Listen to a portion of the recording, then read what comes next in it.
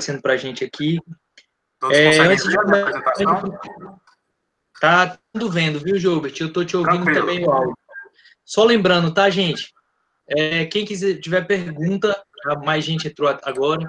Quem tiver pergunta, coloca no chat, aqui no canto da tela, que aí eu vou moderando aqui e no final a gente faz as perguntas para o Joubert. Joubert, está contigo, seja bem-vindo mais uma vez ao Emergency Talks Club. Beleza. Obrigado, pessoal. Boa noite, galera que curte o Emergency Talks. Eu sou o Joubert. Queria pedir desculpa pelos problemas técnicos.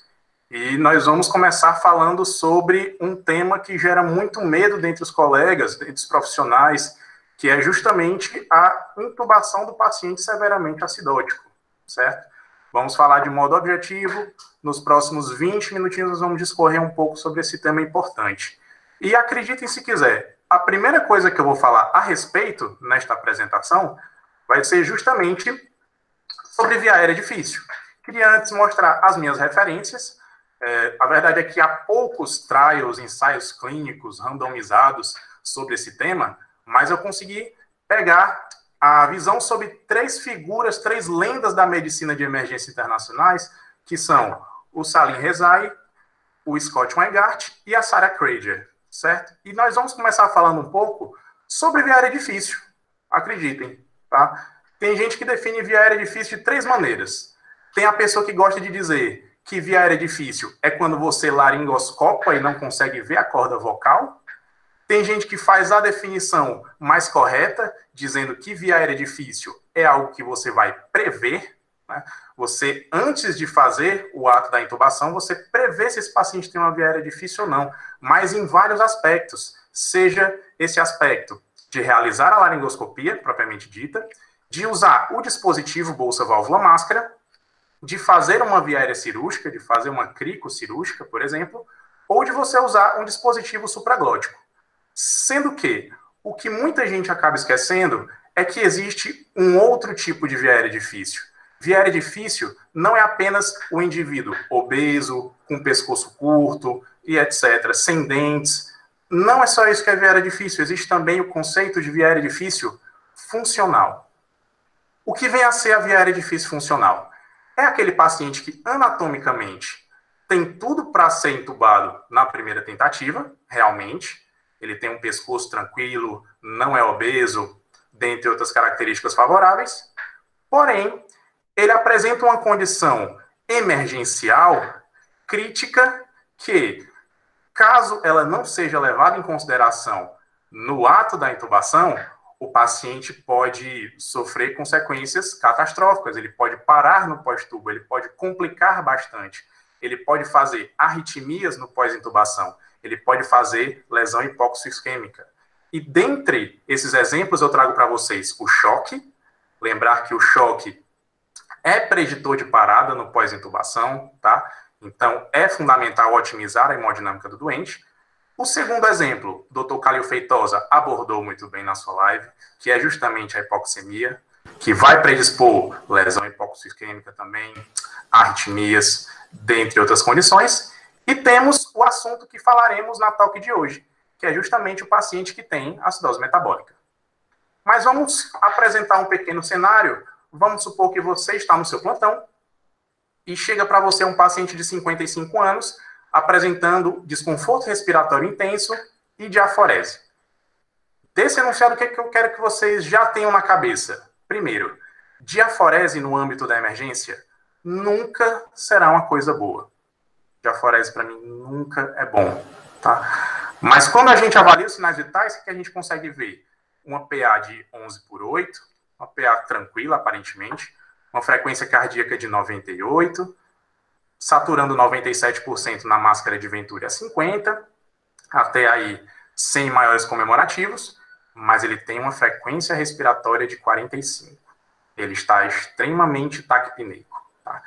E na sua preocupação subjetiva, que eu acho muito importante na avaliação do doente crítico, o paciente realmente não parece bem. O problema, gente, é que a complicação desse paciente, a principal intercorrência desse paciente, o maior problema desse paciente vai muito além da frequência respiratória. Por quê? Porque a frequência respiratória mais elevada tem como consequência uma mudança do padrão respiratório desse doente. O paciente, ao invés de fazer uma respiração mais profunda, um ciclo respiratório mais profundo, que a gente consegue fazer numa frequência respiratória de 18 ou 20, a gente inspira e expira com facilidade, fazendo com que corra uma quantidade significativa de ar em determinado tempo, esse paciente vai apresentar respirações superficiais.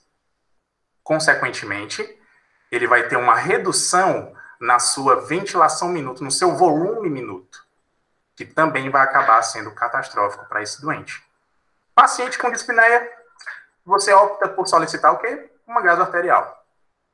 E o que é que você vai acabar vendo? O que a gente tem nessa gasoarterial? pH de 6,9, uma acidemia importante. Temos uma PCO2 de 35, uma PO2 de 88 e um bicarbonato com valor 4. Você deve pensar, o paciente tem uma acidose metabólica, né? Tem uma quantidade muito reduzida de bicarbonato aí. Mas a pergunta que você deve fazer é, a acidose desse paciente se deve apenas ao bicarbonato baixo? E a gente consegue perceber que não é bem assim. Olhem para a PCO2. A PCO2 desse doente é de 35. Gilbert, mas é um valor normal. Mas a gente consegue ver que é um valor muito maior do que o que ele deveria estar. Porque o paciente que tem um bicarbonato de valor 4 tem que estar, em tese, hiperventilando. Ele tem que estar expulsando o CO2. Se ele tem uma PCO2 de 35, significa que ele tem um princípio de fadiga respiratória, que ele não está conseguindo lavar esse CO2 com facilidade. E isso pode ser muito catastrófico para o paciente. Eis então que você decide intubar, tem medo do que possa acontecer na intubação, e eu não julgo, com certeza, eu acho importantíssimo você ter medo. Na verdade, nos meus plantões, o medo é um dos meus melhores amigos, realmente. Ele me ajuda a tomar a melhor decisão possível naquela ocasião. O medo, gente, realmente é parte importante do zelo. Mas por que exatamente vocês têm que ter medo do paciente que tem uma acidose metabólica grave? O que a gente consegue ver? Temos aqui um gráfico, neste slide, que vai relacionar o volume minuto desse paciente com a mudança do pH. E sim, esses dois fatores estão muito ligados. Se nós temos um aumento desse volume minuto, nós conseguimos aumentar o pH do nosso paciente. Nós conseguimos deixá-lo mais alcalótico. Mas, infelizmente, o contrário também é verdadeiro. Se nós reduzimos a ventilação minuto, o volume minuto desse paciente, o nosso pH cai, e não cai pouco, ele cai bastante, em pouquíssimo tempo. Ou seja, quando a gente vai reduzir a frequência respiratória desse doente, quando a gente faz esse paciente tender à apneia, que enfim, nós vamos sedar, nós vamos bloquear, é exatamente o que a gente vai fazer por esse doente. Nós vamos reduzir o volume minuto dele. A acidose metabólica vai piorar bastante. Intubar um paciente que tem um pH 7,35, 7,45, tudo bem. Ele vai ficar com seu pH de 7,2, 7,25. O problema é quando você vai começar a intubar um paciente com pH de 6,9. Aí eu posso dizer que temos um problema. Então, a sua principal estratégia na intubação desse paciente criticamente acidótico vai ser justamente minimizar o tempo de apneia. É isso que você vai procurar fazer. E para isso, você vai seguir algumas estratégias em todos aqueles passos da intubação por sequência rápida, né? Seja os 7 P's, que todo mundo adora, mas que, inclusive, eu tenho uma dificuldade de memorizar o que é cada P, ou pelo melhor mnemônico para a intubação, que é o topzera, né? Que tem a coautoria do Dr. Eugênio Franco. Abraço, Dr. Eugênio Franco. Você vai atuar nesse paciente, primeiramente, na pré-oxigenação. existem vários conceitos em como você vai fazer. O Scott Weingart, que é um dos maiores nomes da medicina de emergência internacional, preconiza de uma forma. A Sarah Krager, também outro grande nome, fantástica médica, vai abordar de outra forma. Mas você vai fazer inicialmente uma estratégia chamada Prevent to Prevent Death. Então você vai pré-ventilar para prevenir a morte. E como você vai fazer isso? Você vai colocar máscara com reservatório no seu paciente? Não. Você vai colocar uma VNI. E uma VNI no modo BiPAP. Porque o que você vai conseguir exatamente fazendo a VNI? Você vai otimizar aquele volume minuto. Você vai contribuir para aumentar um pouquinho esse pH. E como você vai fazer isso? O que a VNI faz no paciente? Lembrando que se ele está fazendo 45 incursões por minuto, ele vai ter respirações, ciclos bem superficiais. Através da VNI, você vai ajudá-lo a voltar a ter inspirações profundas. Você vai fazer com que haja uma quantidade bacana de ar circulando um determinado tempo. Outro fator que você fará na VNI é maximizar o chamado ΔP. Você vai aumentando a sua pressão expiratória até gerar um volume corrente adequado. E volume corrente também será fator do seu volume minuto, assim como a frequência respiratória. O Scott Weingart, ele fala que você não deve colocar o paciente no aparelho de VNI. Ele prefere que você acople no ventilador mecânico. Mas o exemplo que eu dei no slide anterior é justamente colocando no BiPAP, colocando na VNI. Você pode fazer de qualquer uma das duas formas. Se você coloca no ventilador mecânico, o que você vai ter que lembrar? Você vai ter que você vai ter que mudar o modo ventilatório para SMV/PSV, porque vai permitir ao seu paciente ciclos controlados, assistidos e espontâneos. Tá? Se você colocá-lo no ventilador mecânico, lembre-se de colocar um volume corrente entre 6 a 8 ml por quilo, de peso ideal, colocar a FO2 de 100%, fluxo de 30. Qual é a importância do fluxo de 30? Fluxo nada mais é do que a velocidade que o seu ar vai correr. Então, você vai permitir que esta velocidade seja baixa. Então, você também vai permitir um ciclo respiratório mais lento. E lembrar, gente, de zerar a frequência respiratória do ventilador. Faça com que o paciente faça suas próprias incursões auxiliado pelo ventilador. Tá? Coloque a pressão de suporte entre 5 e 10 e mantenha uma PIP fisiológica. Quando você induz e bloqueia o seu paciente, qual é a melhor estratégia? Você colocar a frequência respiratória de 12, certo? Porque mesmo no período de apneia do seu doente, você consegue fazer com que ele, de certa forma, tenha incursões respiratórias geradas pelo próprio ventilador. E quando você intubar o seu paciente, após fazer a indução e o bloqueio do seu doente, você aumentará a frequência respiratória a em torno de 30, colocar numa frequência respiratória muito alta vai acabar predispondo um empacotamento de ar e você pode restabelecer o fluxo do seu paciente para o valor que o seu paciente no pós-tubo costuma ter, né, em torno de 50, 40, 50 aproximadamente. Temos que lembrar também como estratégia a otimização peri-intubação. E como é que o médico pode ajudar? Primeiro, se você souber a causa da acidose do seu doente, ajude-o. Porque esse paciente pode ter uma acidose metabólica grave às custas do aumento de lactato, por exemplo, numa sepse de foco pulmonar, por exemplo. Você vai auxiliar o seu paciente fazendo uma reposição volêmica, por exemplo. Você vai ajudar a clarear esse lactato, vai ajudar a corrigir essa acidose.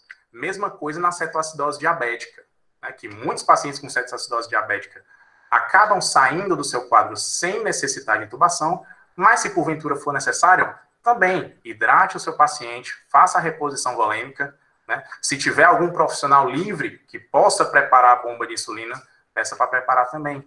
Intoxicação, idem. Né? Se você conseguir fazer um antídoto específico em tempo hábil, faça. Se uma das medidas para intoxicação for hidratar, hidrate também. Mas o que muita gente se pergunta e me pergunta é: Jobert, em relação ao bicarbonato, o paciente tem um pH de 6,9. O paciente tem uma acidose metabólica grave. Eu vou fazer bicarbonato ou não vou? A grande resposta para isso é: depende. Por quê? Lembre-se que o bicarbonato, quando atinge o organismo do seu paciente, ele vai se misturar com o hidrogênio, lembrando que o pH vai estar baixo, ele vai estar acidótico. Consequentemente, vai haver a produção de quê? CO2 e água. Uma das produções é CO2.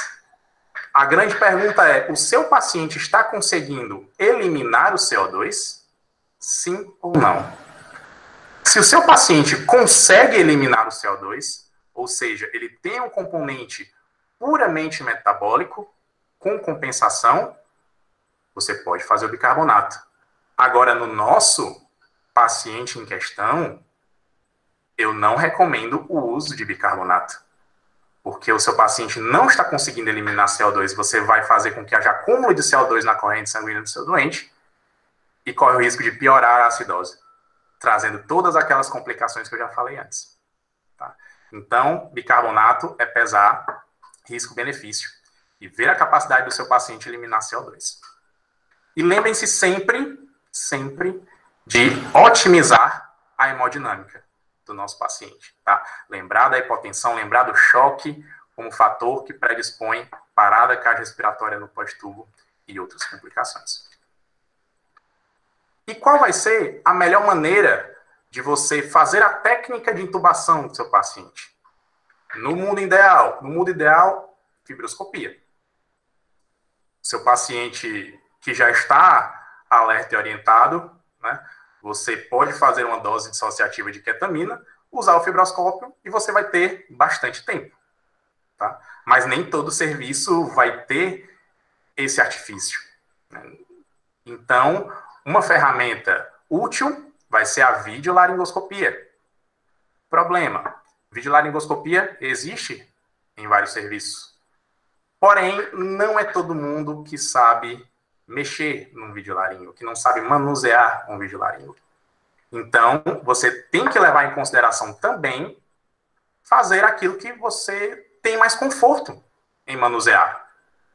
Acaba sendo, muitas vezes, o próprio laringoscópio, mas não impede que você faça uma intubação catastrófica no seu doente de forma nenhuma. Tá? Se, porventura, você acoplar o seu paciente na VNI para pré-oxigenação e uma pré-ventilação para prevenir morte, tá? Você fará a indução com ketamina, porque você vai conseguir manter o drive respiratório do seu paciente, vai conseguir manter reflexos de via aérea. A grande questão de manter o reflexo de via aérea é: você corre o risco de acabar lesando as cordas vocais, por exemplo. Então, o que você pode fazer? Você pode fazer lidocaína tópica para esse doente em associação à ketamina. Tá? Ketamina, dose sedativa, 1,5 mg por quilo, certo?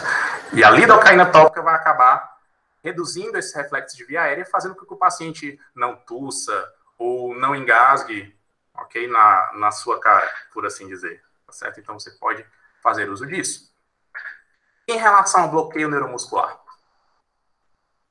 a gente faz, a gente prefere realmente não fazer?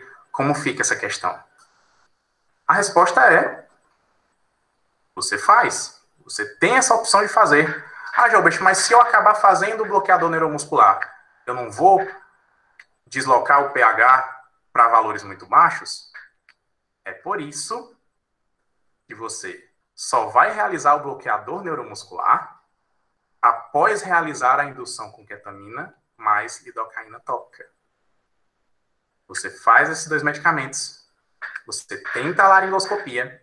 Se porventura você acabar vendo as cordas vocais, você bloqueia, repetindo, você não vai querer causar lesão de corda vocal e vai conseguir passar o tubo pelas cordas vocais de modo relativamente rápido. E neste caso, Succinilcolina vai ser melhor do que o rocurônio. Rocurônio, só lembrando, vai ter uma ação mais prolongada, certo? E, inclusive, quando o seu paciente estiver na ventilação mecânica, vai acabar não sendo muito bacana para ele, porque ele vai estar sob efeito desse rocurônio, certo? Então, succinilcolina, início de ação mais rápido, o início termina mais rápido também. Então, você pode, sim, bloquear esse paciente, certo? Lembrando que a intubação do paciente criticamente acidótico tem que ser feita pelo médico mais experiente da equipe, pelo profissional mais experiente da equipe. Interno não vai poder intubar. Infelizmente, o R1 talvez também não possa. Tá? Vai ser o médico mais experiente da equipe. E lembre-se, gente, decidiu intubar esse paciente, o ventilador mecânico tem que estar no ponto, tem que estar logo ao lado. Tá? Porque não basta você apenas passar o tubo pelo seu paciente, ele continuar vivo e comemorar e ir para sua casa. Não é. Existe um outro fator importante que é justamente você ajustar os parâmetros do ventilador. Tá? Então, o que você vai fazer depois que intuba seu doente? Você pode começar, e até é o ideal, você começar com um modo controlado, a pressão ou a volume, tá? De forma a maximizar seu volume minuto. Ah, Jobert, mas você maximizando o volume minuto, você corre o risco de fazer um barotrauma, por exemplo. Mas lembre-se de que isso não será por tempo ilimitado. Se você conhecer a causa da acidose do seu doente, você vai procurar tratar. Se você não souber a causa da acidose do seu paciente, você vai atrás de saber num tempo hábil, num tempo relativamente curto, certo? Em relação à frequência respiratória, seu paciente estava respirando a 45 incursões por minuto. Você não vai deixar uma frequência respiratória de 12, por exemplo, 16. Você não fará isso. Senão você correrá o risco de piorar aquela acidose do seu paciente. Ele vai estar lá dando gás, brigando, literalmente brigando, porque ele vai acabar brigando com o próprio ventilador, sem sucesso de compensar essa acidose. Então, deixa uma frequência em torno de 30 a 35, caso o paciente estivesse respirando a 45 incursões por minuto. Não deixa uma frequência respiratória muito elevada, senão você corre o risco de realizar um empacotamento de ar. Tá? Alguns take-home points. Primeiro, o medo é parte importante do zelo, nesse tipo de paciente. Segundo, VNI no modo BiPAP ou acoplado a um ventilador se torna útil como método de pré-oxigenação, restabelecendo o volume minuto. Terceiro, tenha a ketamina, que é a droga favorita do médico emergencista, associada a uma lidocaína tópica, para você também garantir um certo tempo sem apneia. Succinilcolina é melhor que rocurônio para o bloqueio desses doentes. E, por último, maximize seu volume minuto no pós-intubação, mas saiba moderar o tempo adequado para isso. Finalizamos a nossa apresentação. Muito obrigado pela atenção.